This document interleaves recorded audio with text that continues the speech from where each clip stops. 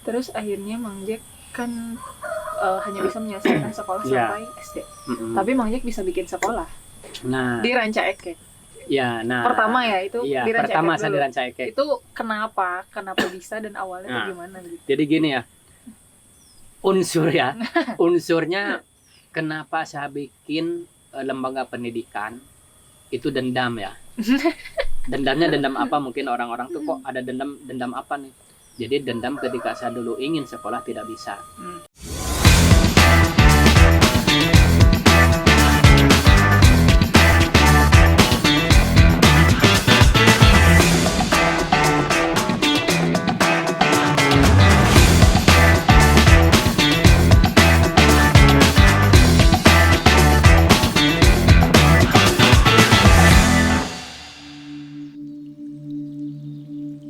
Assalamualaikum warahmatullahi wabarakatuh. Sahabat Wakaf, kembali lagi di episode Tanya-Tanya Santai, episode entah keberapa. Nah, sekarang ini latar belakangnya kelihatannya lagi ada di pedalaman di kampung di Garut Selatan. Di sini tepatnya di Desa Talagasari, Kecamatan Banjarwangi. Dan tentunya aku nggak sendirian. Hari ini sudah bersama dengan putra daerah yang kalau di searching di Google mah udah gampang dicari lah, udah sering di TV juga ya. Udah sering kemana-mana. Ada Mang Jack. Sebelum kita bicara lebih lanjut tentang Mang Jack, kita perkenalan dulu. Assalamualaikum Mang Jack. Waalaikumsalam warahmatullahi wabarakatuh. Saya terima kasih juga kepada tim Wakaf Salman yang sudah berkunjung ke Kampung Salam, Desa Talagasari dengan sangat lumayan jauh, tapi alhamdulillah kita nyampe di sini sehingga bisa bersilaturahmi dengan saya. Alhamdulillah. Ini kebetulan saya lagi ada di daerah ini. Memang kelahiran saya itu di Kampung Salam. Cuma di sini umur saya cuma nyampe 13 tahun mungkin. Setelah itu hijrahlah ke Bandung. Ya, sampai sekarang saya di Bandung. Kembali lagi ke desa karena yang pertamanya mungkin kita mengingat desa, terus keduanya ingin juga ada pengembangan bidang pendidikan di desa yang memang sangat memprihatinkan gitu kan, dengan keadaan lingkungan, dengan anak-anak yang sekolahnya mereka sulit mungkin ya, walaupun tidak sesulit dulu sewaktu saya masih kecil. Sekarang udah, walaupun memang ada beberapa kilo mungkin dari penduduk gitu ya, ada lah gitu. Cuma ya mungkin saya juga inisiatif juga untuk membangun lagi juga di sini. Mungkin saya sangat berterima kasih sekarang sudah bisa ngobrol dan juga mempertanyakan latar belakang yang sangat kelam lah menurut saya sendiri nih gitu ya. Nama Mang Jack mah di Bandung ya munculnya. Kalau di sini saya namanya Undang Suryaman. Nama asli gitu kan. Ya, nama aslinya Undang Suryaman. Saya lahir 76. Mungkin sekarang tuh udah sekitar 46 tahun. Ya, kurang lebih lah segitu. Ya, saya hijrah ke Bandung tuh udah lumayan lama sih. Berarti dulu lulusan. Saya lulusannya dulu di sini sekolahnya cuma nyampe S1 D1 dasar sarjana, SD ya dalam Dulu masih udah SD atau masih SR namanya? SD. Udah SD. Saya SD. Mungkin kalau SR mah orang tua saya dulu. Ya. Iya, saya SD, jadi udah itu. Dan mungkin di keluarga hanya saya satu mungkin yang lulus SD. Gitu. Yang lainnya enggak sekolah. Ada yang putus sekolah, yang cuma nyampe kelas 5, kelas 4 gitu. Cuma saya mempertahankan diri, ingin mempunyai ijazah, walaupun ijazahnya SD memang tidak terpakai sih sebenarnya gitu kan. Cuma paling tidak kita lah pernah lulus SD lah gitu. Nah, terus saya pindah ke Bandung. Waktu dulu tuh memang kita kan cari pekerjaan lah, kuli-kuli itu sudah saya alami, kuli-kuli semuanya lah. Tapi umur 11 tahun jadi kuli? Mungkin keluar SD ya, keluar SD saya sebenarnya. Nah, dari 11 tahun juga kita di sini tuh udah kuli sebenarnya. Gitu. Kuli di daerah tuh kuli panggul, kuli nyangkul. Terus ya itu juga memang sudah bahkan saya lagi sekolah kelas 4, dari kelas 4 sampai kelas 6 memang sudah kuli di sini karena kita juga membutuhkan biaya hidup kan. Kita ingin jajan apa gimana, walaupun waktu dulu sih walaupun ya kita mungkin belajar mikul tuh dari tempuh perjalanan sekitar 15 kilo atau 20 kilo. Perjalanan untuk dari posisi yang satu ke yang satu lagi, dan itu ongkosnya cuma per kilonya 50 perak. Dulu mau 50 itu bisa jadi apa? Ya, lumayan lah. Nah, udah gitu kita ke Bandung juga, sempat jadi kerja di proyek juga. Terus pernah jualan juga, yang akhirnya ya kita di tahun 92 barulah kita mendapatkan pekerjaan itu juga ya jadi tukang parkir lah. Oh, Nah, jadi di tukang parkir di DU waktu di- itu oh, di Unpad Sekalowa. DU. Di Sekalowa waktu itu dari tahun 92 waduh. sampai saat ini. Jadi intinya kalau misalnya saya sekolah kayaknya terus jujur terus sekolah kayaknya udah jadi profesor doktor. Waduh, tukang parkir, pemarkiran. Iya, soalnya kan lamanya kan di pekerjaan satu di tempat perguruan tinggi ya, pendidikan tinggi ya. Jadi ya kalau saya ngelihat dari segi anak-anaknya bukan teman-teman yang mahasiswa kita ikut kuliah ya udah jadi profesor doktor. Udah Ya, berapa bener-bener. tahun coba tuh 20 Bener-bener. tahunan lebih kan saya di situ. Hmm. Alhamdulillah sih sampai saat ini. Sekarang ada yang dulunya jadi mahasiswa, sekarang jadi profesor di Unpad, tapi masih kenal sama Mang Jack Ada banyak. jadi dosen banyak gitu kan yang ya minimal paling rendahnya juga yang teman-teman saya yang masih di kampus yang ngajar dia S2. Hmm. Nah, yang lainnya udah doktor kan. Hmm. Nah, itu masih di bawah saya kan umurnya. Masih di bawah saya umurnya, tapi ya karena emang mereka mempunyai mungkin pertama ya semangat juga untuk belajar, kemudian punya modal. Hmm. Ya, alhamdulillah gitu. Terus akhirnya Mang Jack kan hanya bisa menyelesaikan sekolah Iya. sampai SD. Mm-mm. Tapi Mang Jack bisa bikin sekolah Nah, di Ranca Ekek. ya nah Pertama ya itu iya, di Ranca pertama Ekek saya dulu. di Ranca Ekek. Itu kenapa bisa dan awalnya tuh Nah. gimana gitu? Jadi gini ya, unsurnya kenapa saya bikin lembaga pendidikan itu dendam ya. Dendamnya dendam apa? Mungkin orang-orang tuh kok ada dendam apa nih? Jadi dendam ketika saya dulu ingin sekolah tidak bisa. Yang pertama terhambat dengan segi ekonomi keluarga. Jadi waktu itu saya inginkan sekolah tapi orang tua tidak mampu untuk menyekolahkan. Nah, itulah yang mungkin saya semangat untuk membuat suatu lembaga pendidikan untuk orang-orang tidak mampu sekolah di saya tanpa apa-apa gitu. Jadi mereka belajar, kita nyiapin segalanya untuk mereka yang memang tidak punya.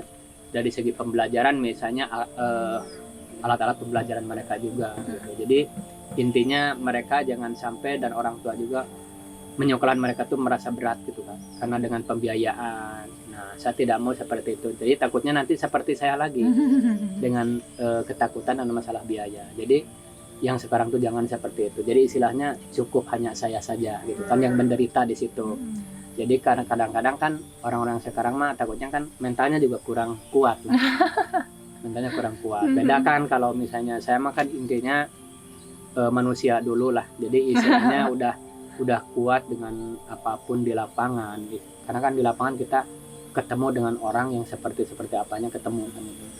Nah, jadi itulah dendam mungkin ya. Jadi alhamdulillah yang pertama saya tahun 2012 mungkin waktu itu ya walaupun kita nabung udah beberapa tahun sebenarnya. Nah, cuma kan memang pekerjaan saya hanya sebagai tukang parkir, tidak ada kerjaan lagi. Tentu dong kebutuhan-kebutuhan yang lain kan ketika ada anak sakit yang sekolah, kita kan harus ngambil tabungan-tabungan lagi gitu. Gitu. Jadi dipakai lagi gitu. Dan yang kedua bikin di Garut. Nah, Awalnya taman baca dulu. alhamdulillah setelah berjalan yang di Ranca Ekek sekitar 6 tahun. Nah, kita juga memang istilahnya membukakan lagi sayap nih ke daerah. Kita ngelihat di daerah satu waktu dulu seperti ini karena sekarang ternyata masih sama gitu lah.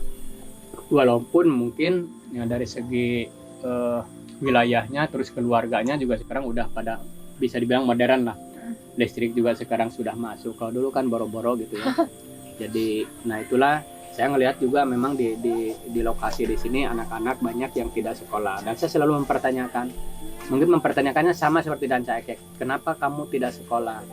Nah, terus kita juga ke orang tuanya, kenapa Bu anaknya tidak sekolahin? Ya ternyata kan jawabannya itu materi kan. Sementara ketika nyekolahkan anak di usia dini itu memang biayanya lumayan. Beda dengan SD kan ya. Kalau SD kan udah gratis kan sekarang. Nah, di TK itu memang ya sangat lumayan lah karena swasta kan ya. Ya agak lumayan berat, kemungkinan bisa pas begitu masuknya. Kalau yang bagusnya lagi mah ya kita memang standar kecil-kecilan istilahnya. Kalau di Bandung standar yang biasa itu minimal paling murah itu ketika masuk tuh 1,5 juta. Iya. Nah, belum lagi per bulan kan mereka infak misalnya paling murah itu 75.000. Nah, saya tuh menghindari itu. menghindari ke orang tua tuh bagaimana caranya supaya mereka bisa belajar tanpa membebani mereka, lancar untuk belajar. Nah itu, jadi alhamdulillah sekarang yang di sana kan udah 10 tahun lah berjalan. Nah kita ke daerah di sini, di daerah tuh lebih parah lagi kan. Lebih parah lagi karena orang tuanya tuh memang pekerjaannya hanya tani, dan taninya itu kadang sebagian tidak mempunyai lahan sendiri, jadi mereka kerja ke orang. Nah dari segi penghasilan mereka tuh kan dari mana gitu kan, untuk uang jajan sehari-hari saja mereka kan cuma dikasih 2.000, itu bisa satu hari 2.000, mungkin 24 jam ya. Kalau misalnya di kota kan mungkin anak-anak sehari berapa. Nah di sini ya kita mendirikan lagi supaya menghindari seperti itu juga kan orang-orangnya gitu. Jadi pure lah semua juga digratisin. Nah digratisin di sini juga. Jadi Gitu. kan sekolah dua-duanya di Rancaikek sama di sini digratisin. Terus Mang Jack juga punya keluarga, anak 5. Iya. Profesi Mang Jack tukang parkir. Uangnya dari mana nih Bang buat operasional dan biaya hidup sehari-hari? Justru di situ saya sangat berterima kasih kepada teman-teman, terus juga kepada orang-orang yang sudah membantu ya, kepada donatur-donatur. Sebenarnya memang sulit lah kalau misalnya kita bisa mengatakan seperti itu. Kadang-kadang orang-orang juga selalu bertanya ini dari mana pembiayaan itu kan, untuk keluarga, untuk yang lain. Kadang saya juga menjawabnya, jangankan kalian namanya, saya sendiri juga nggak ngerti kan gitu. Saya sendiri nggak ngerti. Nah ini atas kuasa Allah kan gitu. Jadi ada aja gitu untuk pembiayaan. Padahal saya untuk mengeluarkan pembiayaan 1 bulan itu bisa sampai 8 juta untuk operasional sekolah yang di Rancaikek sama di sini. Kita kan ke guru-guru yang ngasih gaji ke guru-guru, karena walaupun dulu guru-gurunya nggak digaji. Nah semenjak saya udah ada dari donatur ya pastilah fungsinya saya untuk memberikan kelancaran pada pengajar, terus kebutuhan anak-anak juga gitu. Jadi itulah setiap bulan tuh ada pasti, walaupun memang insidental. Istilahnya si donatur itu kemungkinan dari bulan sekarang dari si A, nanti bulan berikutnya si A nggak ada dari si Z. Nah jadi seperti itu ya, kita juga ya kepada Allah tuh ya mudah-mudahan ada donatur tetap gitu ya, yang bisa mendonaturi untuk kebutuhan ini. Tapi saya alhamdulillah selama ini memang tidak merasa keberatan. Ada aja gitu rezekinya, ada yang membantu misalnya untuk fasilitas sarana dan prasarana juga. Terus misalnya kebutuhan untuk anak-anak misalnya ada Quran apa gimana gitu. Ya alhamdulillah lah. Dan saya juga terima kasih sih pada Wakaf Salman yang selalu membantu, kebutuhan dari mungkin kebutuhan saya di yayasan untuk anak-anak kan gitu. Nah, itu sangat berterima kasih karena memang sangat terbantu sekali. Kedepannya mau bikin apa lagi? Di sini kan kedepannya yang pertama kan kita nih bikin taman baca ya. Taman baca di sini karena memang minat bacanya alhamdulillah lah, karena di daerah kan nggak ada taman baca. Bahkan saya membuat dulu kan di sini ini balong nih di bawahnya. Pas begitu saya mau bangun pun dulu di sini orang-orang bicaranya bukan untuk taman baca, kandang lele katanya, untuk kandang lele, mau bikin kandang ayam atau kandang lele kan gitu. Yang pertama kan bawahnya pakai bambu, semuanya pakai bambu.